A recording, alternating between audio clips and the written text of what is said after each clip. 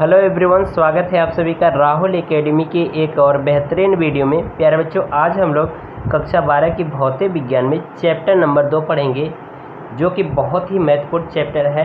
हर साल आपके इससे बोर्ड के एग्जाम में क्वेश्चन पूछे जाते हैं। ठीक है, तो प्यारे बच्चों, मैंने इसके पहले वैद्युत फ्लक्स पढ़ा रखा है। अगर आप अभी तक वैद्युत फ्लक्स के बारे में अगर नहीं पढ़े हुए तो वीडियो का लिंक आपको डिस्क्रिप्शन में दे दूंगा, उसको ज़रूर देखिएगा। जब तक आप वैद्युत फ्लक्स नहीं समझोगे तब तक आप इस चैप्टर के आगे की जो टॉपिक्स हैं ना, वही बिल्कुल नहीं समझ पाओगे।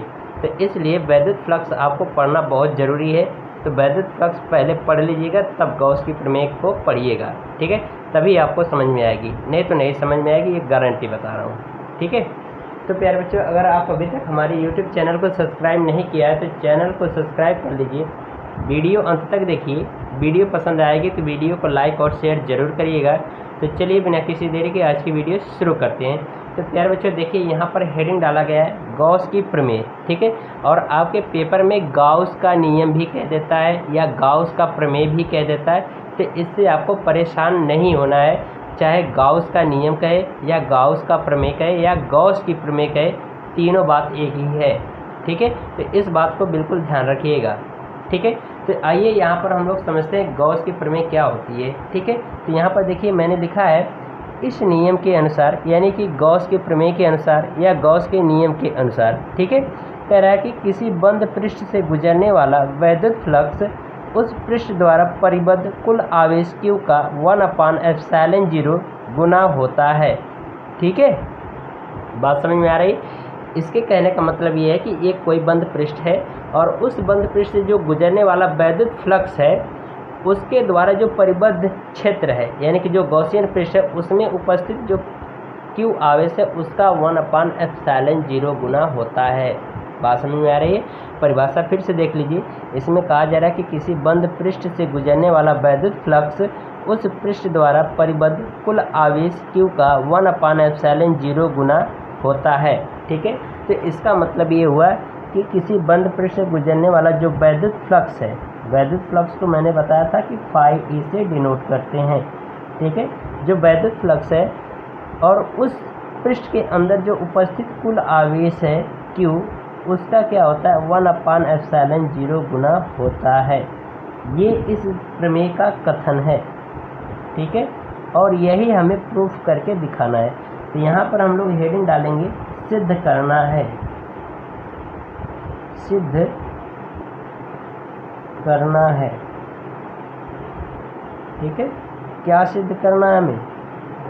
ये, यानी कि जो वैद्युत फ्लक्स φE है वह आवेश का क्या होता है 1/ε0 गुना होता है। ये हमें प्रूफ करना है, यानी कि वैद्युत फ्लक्स φE बराबर Q गुणे 1/ε0।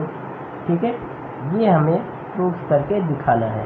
ठीक है, तो सबसे पहले प्यारे बच्चों हम लोग क्या करेंगे, एक गॉसियन पृष्ठ का निर्माण करेंगे, क्योंकि गॉस की प्रमेय में कहा गया है कि बंद पृष्ठ से गुजरने वाला वैद्युत फ्लक्स, यानी कि यहाँ पर जो गॉसियन पृष्ठ का निर्माण करेंगे वो कैसा होगा, पृष्ठ बंद पृष्ठ होगा। ठीक है, तो यहाँ पर हम सबसे पहले एक बंद पृष्ठ का निर्माण करेंगे।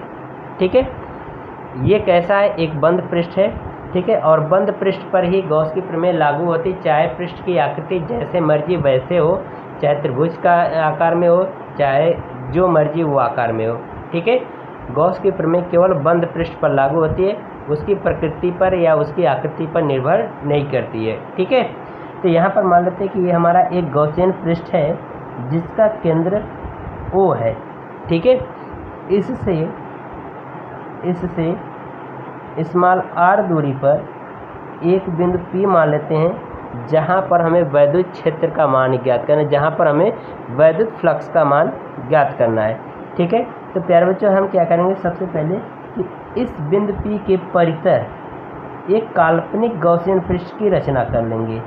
ठीक है, ये काल्पनिक गॉसियन पृष्ठ की रचना हमने कर लिया, जिसका सदिश क्षेत्रफल इसके लंबवत बाहर की ओर होगा, इसके लंबवत बाहर की ओर होगा, और यहाँ पर जो केंद्र O है इस पर उपस्थित एक +Q आवेश हो, तो इसके कारण जो वैद्युत क्षेत्र की दिशा होगी वो भी क्या होगी, इसके बाहर की ओर होगी।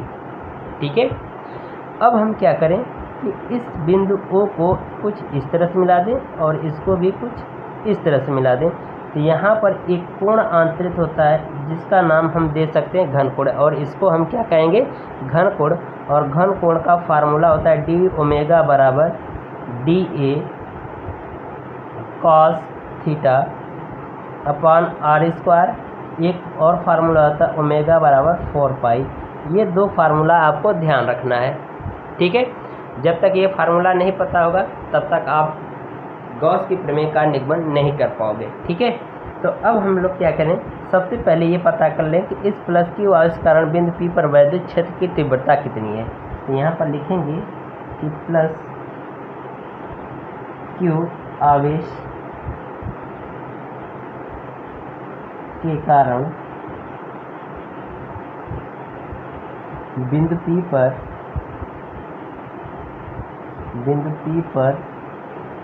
वैद्युत क्षेत्र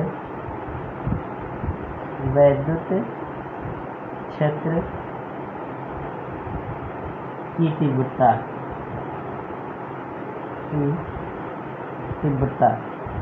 तो इसका फार्मूला होता है प्यारे बच्चों E बराबर 1/4 पाई एप्सिलॉन 0 Q अपान R स्क्वायर, ठीक है।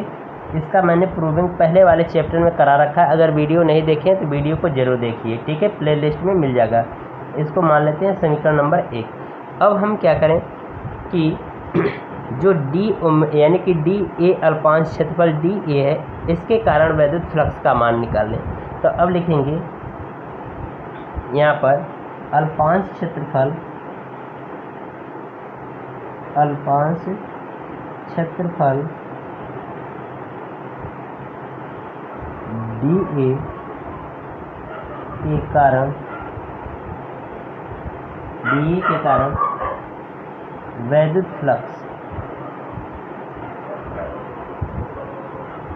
डी ए के कारण वैद्युत फ्लक्स निकाल लेना है, कहाँ पर, बिंदु P पर, ठीक है।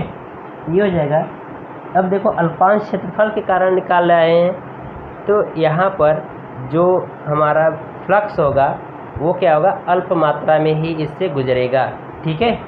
तो यहाँ पर हम लिख सकते हैं डी फाई ई बराबर, ठीक है, फार्मूला होता है vector E dot D A, ठीक है, यानी कि सदिश क्षेत्रफल और वैद्युत क्षेत्र की तीव्रता का अदिश गुणन, ठीक है, ये होता है। तो इसके लिए हमारा एक प्रॉपर्टी हमने पढ़ रखा कक्षा 11 में, ठीक है, vector A dot vector B बराबर होता है ए बी कॉस थीटा, ठीक है, ये हमने पढ़ रखा है। तो हम क्या करेंगे, इसी का विस्तार कर देंगे। तो यहाँ पर हो जाएगा डी फाई ई बराबर E dot D A cos theta, ये हो जाएगा।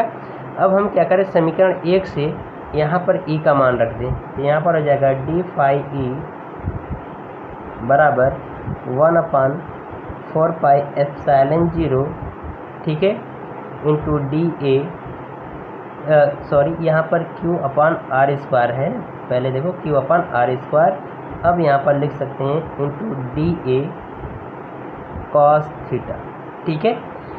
हम क्या करें कि इस Q को यहाँ पर इसके एक के साथ गुणा कर दें और R को इसके बट्टे में गुणा करा दें, ठीक है। तो ये हो जाएगा डी फाई ई बराबर Q upon 4 pi epsilon 0 into D A cos theta बटे आर स्क्वायर, ठीक है, ये हो जाएगा। अब यहाँ पर फार्मूला देखो, ये वाला मैंने ये बताया था, यहाँ पर देखो डी ओमेगा बराबर होता है D A cos theta upon r square. तो इतने की जगह पे हम क्या रख सकते हैं, डी ओमेगा रख सकते हैं। तो यहाँ पर रख दीजिए, ये हो जाएगा डी फाई ई बराबर Q बट्टा 4 pi epsilon 0 into D omega, ठीक है। ये हमें पता चल गया इस अल्पांश क्षेत्रफल के कारण वैद्युत फ्लक्स, इसको मान लें समीकरण नंबर 2। अब हमें क्या करना है, संपूर्ण गॉसियन पृष्ठ से गुजरने वाले वैद्युत फ्लक्स का मान निकालने, ठीक है। तो यहाँ पर लिखेंगे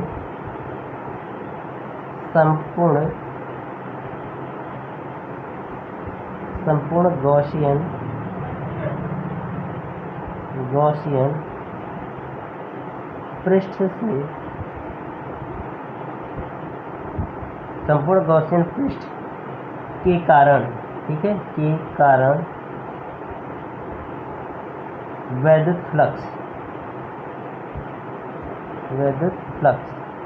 ठीक है, हम निकाल रहे हैं संपूर्ण गॉसियन पृष्ठ के कारण वैद्युत फ्लक्स, यानी कि इस पूरे एरिया के लिए, ठीक है, इसके कारण हम लोग वैद्युत फ्लक्स का मान निकाल रहे हैं, ठीक है। तो हम क्या करें, इस समीकरण 2 का समाकलन कर दें। तो यहाँ पर लिखेंगे समीकरण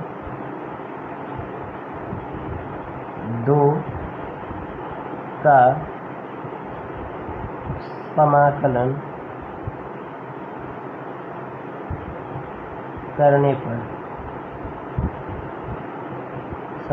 करने पर, ठीक है, कर दीजिए। ये हो जाएगा समाकलन का ये चिन्ह होता है, यहाँ पर हो जाएगा समाकलन डी फाई ई बराबर समाकलन क्यूब अपान 4 pi epsilon 0 into D omega. यहाँ पर जो कह रहा है, जो समाकलन करना है वो हमें डी ओमेगा के सापेक्ष समाकलन करना है। तो ये सभी कांस्टेंट हो जाएंगे, तो ये बाहर आ जाएगा। और ये ध्यान रखिएगा कि अगर डी एक्स लिखा होता है तो इसका समाकलन हम कर देते हैं तो एक्स हो जाता है, अगर डी वाई लिखा होता है तो समाकलन कर देते हैं तो डी वाई हो जाएगा, यानी कि डी वाई लिखा होगा तो उसका समाकलन वाई हो जाता है। तो उसी तरह से यहाँ पर डी फाई लिखा तो इसका समाकलन फाई ई हो जाएगा। ये हो जाएगा फाई ई बराबर, ये बाहर आ जाएगा हमारा, ठीक है, तो ये हो जाएगा क्यू अपान 4 पाई एप्सिलॉन 0 समाकलन डी ओमेगा, ठीक है।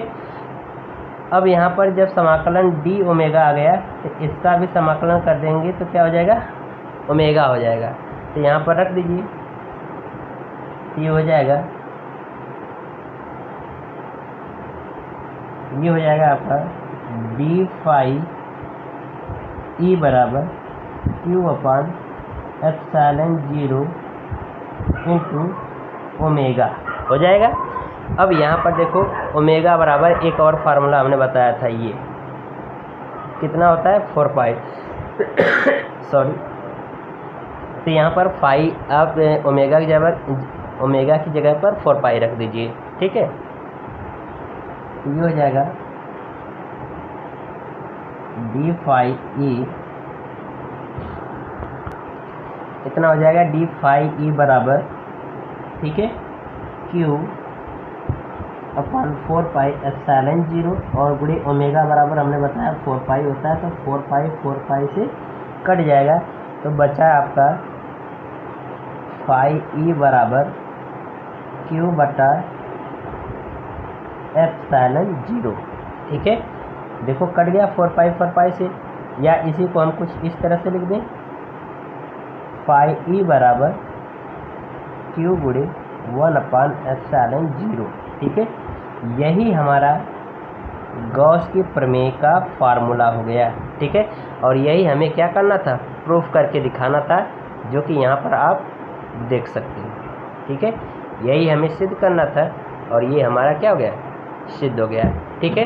तो प्यारे बच्चों, अगर आपको वीडियो पसंद आई हो तो वीडियो को लाइक कर दीजिए और चैनल को सब्सक्राइब कर दीजिए, ठीक है। मिलते हैं अगली वीडियो में, तब तक के लिए गुड बाय, थैंक यू।